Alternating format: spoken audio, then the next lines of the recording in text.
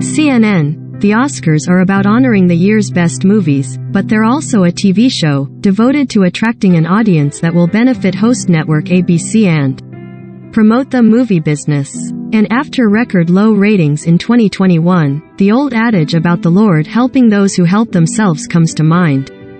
The Academy of Motion Picture Arts and Sciences is surely feeling pressure to breathe some life back into ratings for the Oscars, and part of that plan has logically involved nominating movies that more people have actually seen. Yet despite expanding the Best Picture category to 10 nominees, few of the major contenders in the nominations unveiled Tuesday morning meet that description, especially if it means having seen those films in theaters.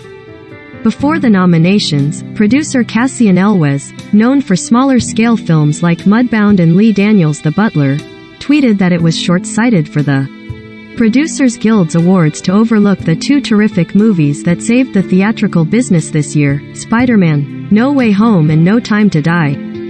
If you subscribe to that theory, the Oscars will be inordinately reliant on movies that have primarily reached audiences through streaming, with two Netflix titles, Don't Look Up and The Power of the Dog, among the 10 nominees, joined by Apple's Coda and King Richard and Dune, which premiered simultaneously in theaters and on HBO Max.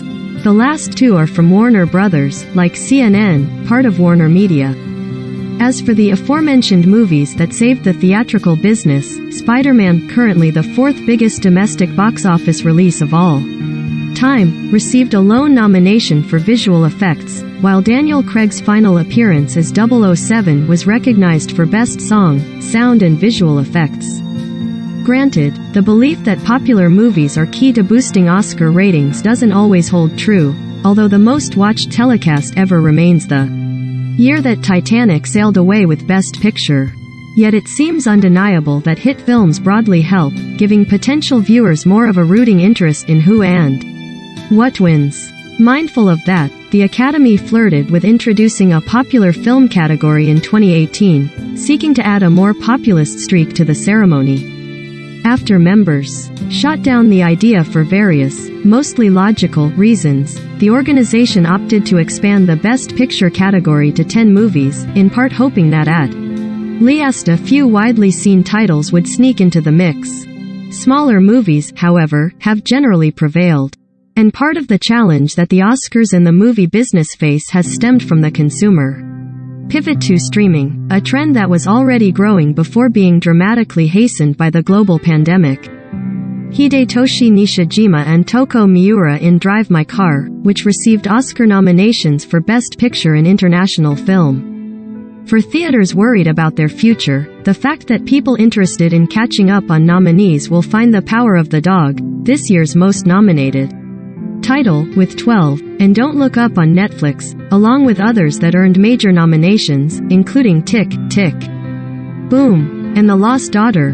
Wanties those concerns. Because streamers generally don't provide detailed viewing data, it's unclear how many people have seen some of these movies, but they're obviously being watched via those platforms in vast numbers.